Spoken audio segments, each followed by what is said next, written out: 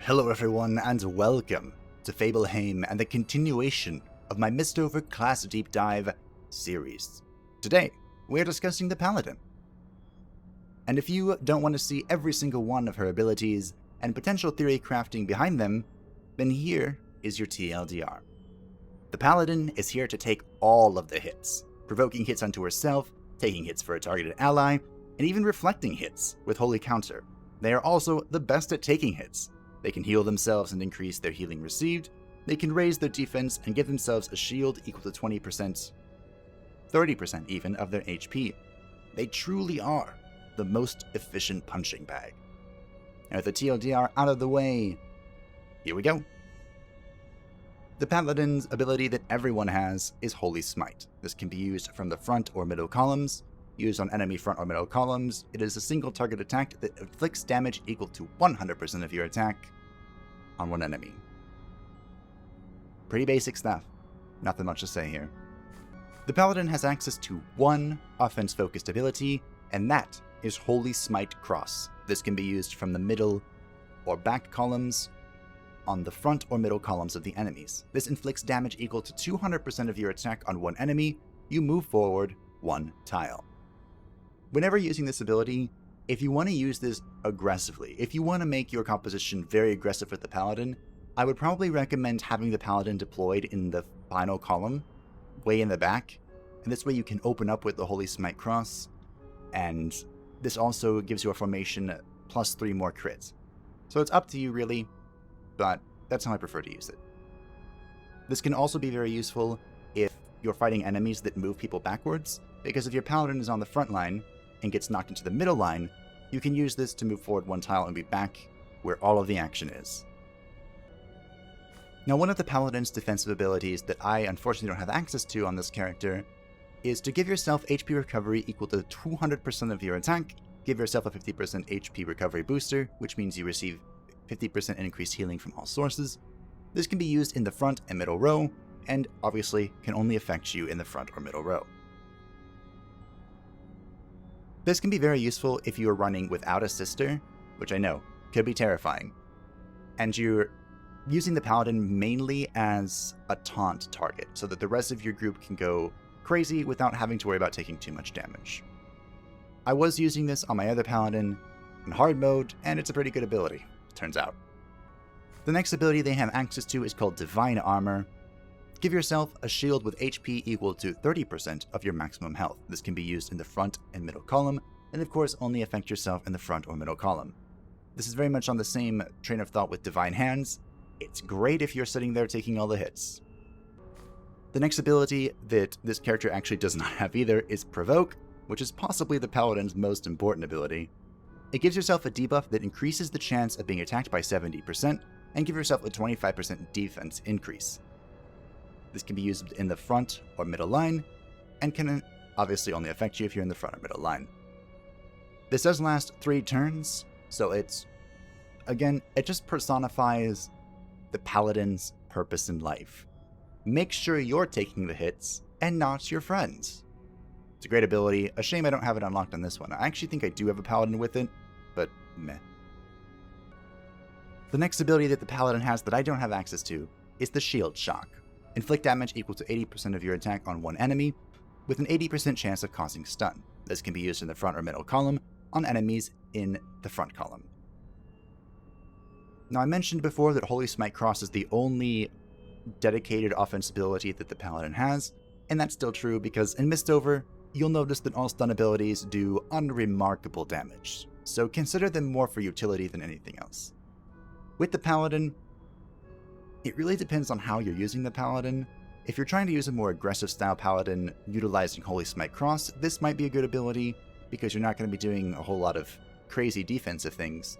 But if you are rocking a defensive Paladin, there might be better things for you to run.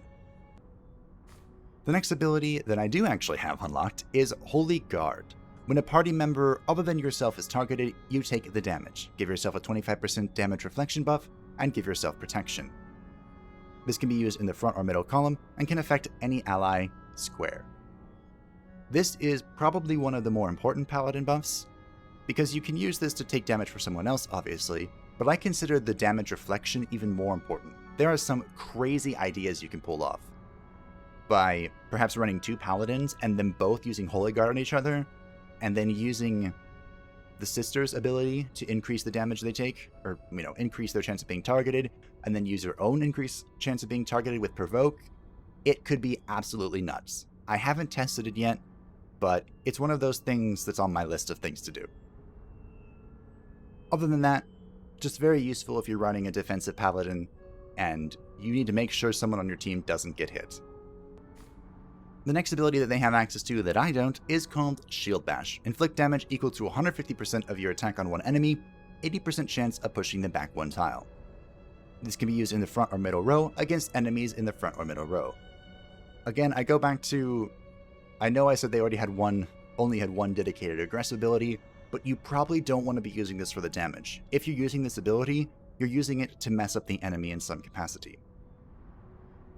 The ability to push one enemy away could have terrifying consequences on your own team if you're rocking more of a frontline melee build, but you can also use it if you're running with a backline sort of build to screw with enemy melee by pushing them into the third and final column where they probably can't do anything and you can just unload on them. So a very situational ability depending on what you're running. The next ability they have access to that again I don't is called Holy Counter. Give yourself a 25% damage reflection buff, give yourself a 25% defense increase buff. This can be used in the front or middle columns, on yourself, in any column, which is a little strange. But anyway. This is very much in the same vein of Holy Guard.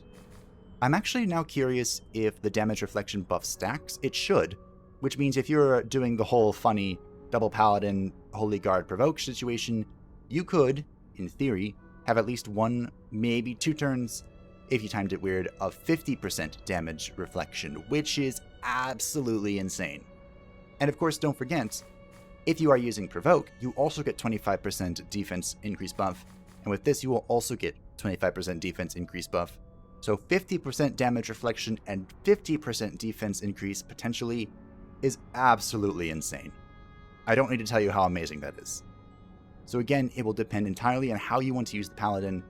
In a worst case scenario, I think even if you were being very aggressive, you could run this, just because you wouldn't be running all of the other defensive abilities. So this would kind of be your way of staying somewhat tanky as an offensive Paladin.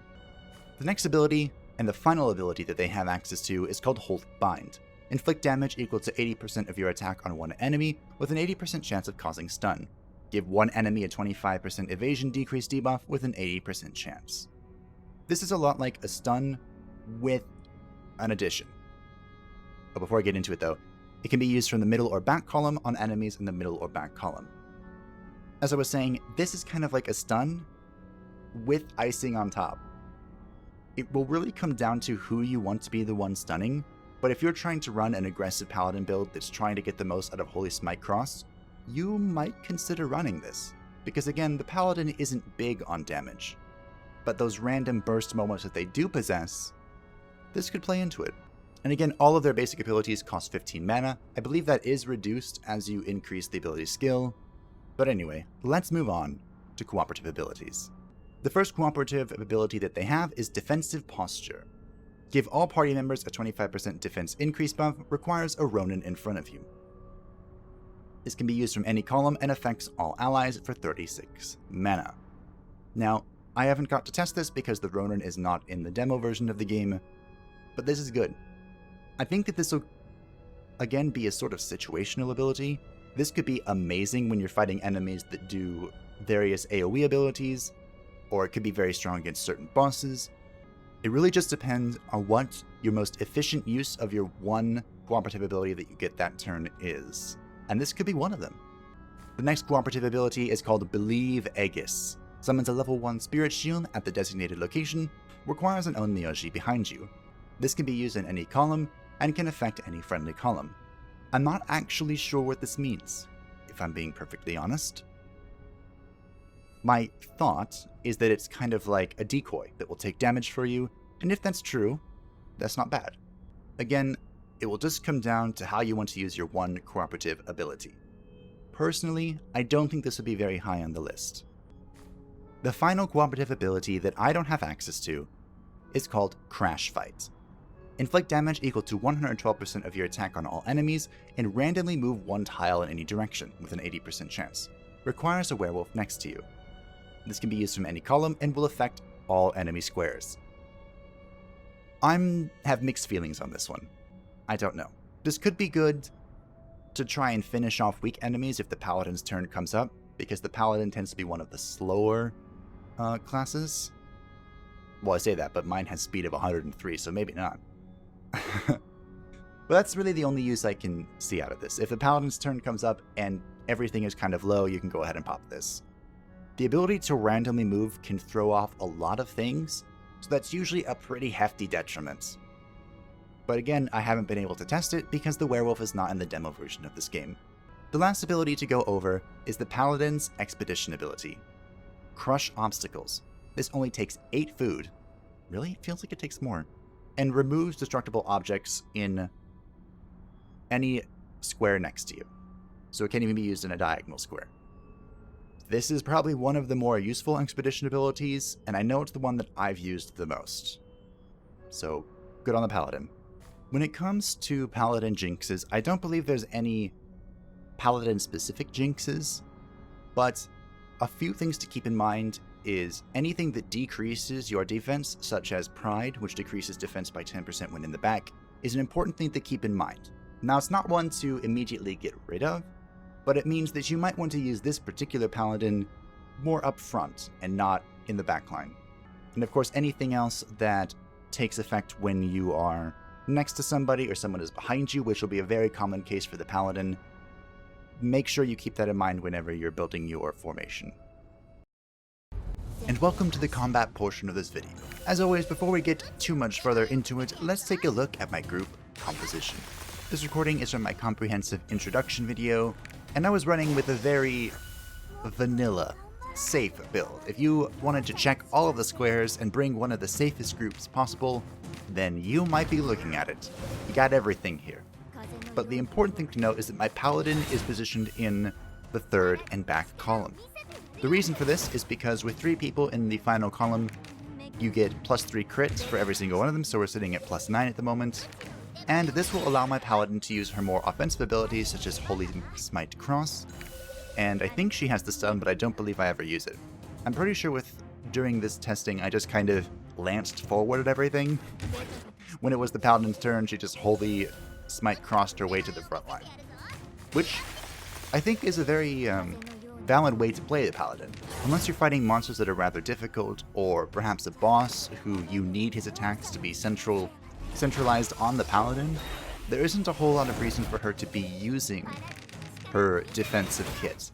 Her defensive kit is what you'll want to use if you're playing on hard mode probably, or just any time where the rest of your group can't naturally take the hits.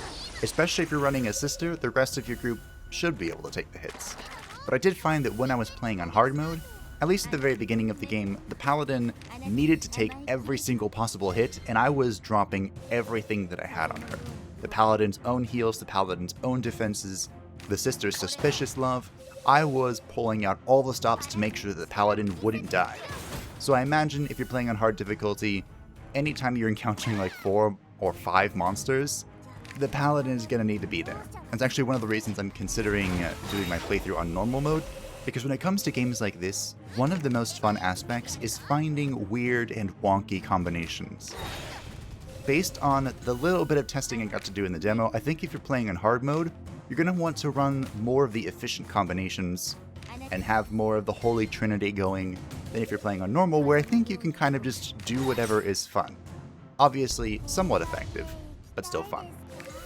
And the Paladin can definitely fit into a role like that.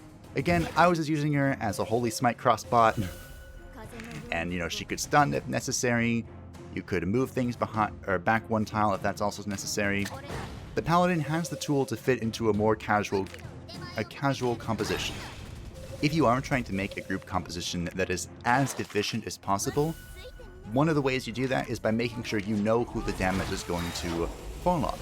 And the Paladin is the one class that facilitates that the most. So thank you all for watching. I hope that you enjoyed and that you learned something about the Paladin. If you did, make sure that you like the video, subscribe, and press that stupid bell so YouTube knows to notify you, because there will be more Mistover content coming very soon. Bye-bye!